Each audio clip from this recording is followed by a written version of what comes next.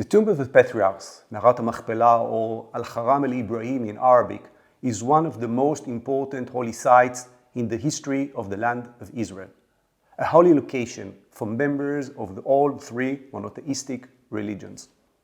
The history of the place is far from clear. It is mentioned in the book of Genesis, when Abraham buys the cave of the field of Machpelah, facing Mamre, now Hebron, to use as a burial site for himself and his wife, Sarah.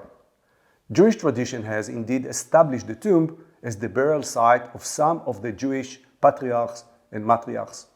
At the same time, we do not know how the tomb looked during biblical period, or whether it served as a destination for pilgrimage and a holy site. At the end of the Second Temple period, the tomb of the patriarchs changed completely. At this time, a huge site was constructed, surrounded by extremely high walls. The holy place appears to be an active pilgrimage site for both Jews and Edomites, residents of the vicinity of Hebron Mount, who underwent a process of conversion to Judaism during the Hasmonean period. Since the walls of this structure are very similar to the walls of the Herodian temple in Jerusalem, most scholars believe that Herod was responsible for the monumental construction of the tomb in Hebron as well, most probably to create a pilgrimage site in this part of his kingdom. Josephus, the famous Jewish historian of the time, mentions the site. He writes that the headstones of the patriarchs could also be seen in this city, in Hebron, to this day, and they are made of beautiful marble, providing honor and grace. But unlike his detailed description of the Temple Mount in Jerusalem, he does not mention the monumental structure in Hebron at all. We do not know much of the later history of the site during the Roman and Byzantine periods. We do have an unusual testimony of an anonymous Christian pilgrim who visits Palestine during the 6th century CE.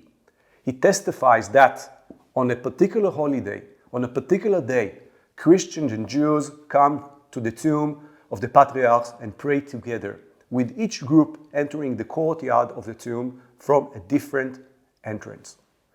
During the early Muslim period, the tomb became a holy Muslim site and served pilgrims of all three religions, Jews, Christians, and Muslims. A particularly fascinating testimony regarding the tomb comes from Benjamin of Tudela, the famous Jewish traveler of the 12th century. During this time, Palestine was controlled by the Crusaders, and Hebron housed a monastery, at the heart of which was the holy site of the tomb.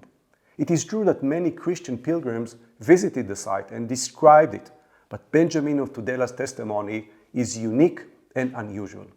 He testifies to a deep underground passage that leads to the depth of the structure, the entrance to which was reserved for Jews. Only after passing through several doors and underground passages did one finally arrive in a majestic room in which were 6 graves with inscriptions mentioning this is the grave of Abraham, this is the grave of Isaac, the son of Abraham, etc. Following the elimination of the Crusaders of Palestine during the Ayyubid and Mamluk periods, the tomb of the patriarchs underwent a vigorous process of Islamization, and the tombstones of the patriarchs and matriarchs were redesigned. The place became sacred property, a waqf, and the entrance to non-Muslims were entirely forbidden. Testimonies indicate that Jewish pilgrims could not enter the building anymore and were forced to content themselves with praying on the external staircase. They were allowed to ascend to the 7th stair, and their prayers were directed at a hole in the wall of the structure. Following the 6-day war, the situation at the tomb changed completely again. Moshe Dayan, the defense minister, declared the Jews would be allowed to enter the holy site and pray in it, and a number of halls were set aside for this purpose.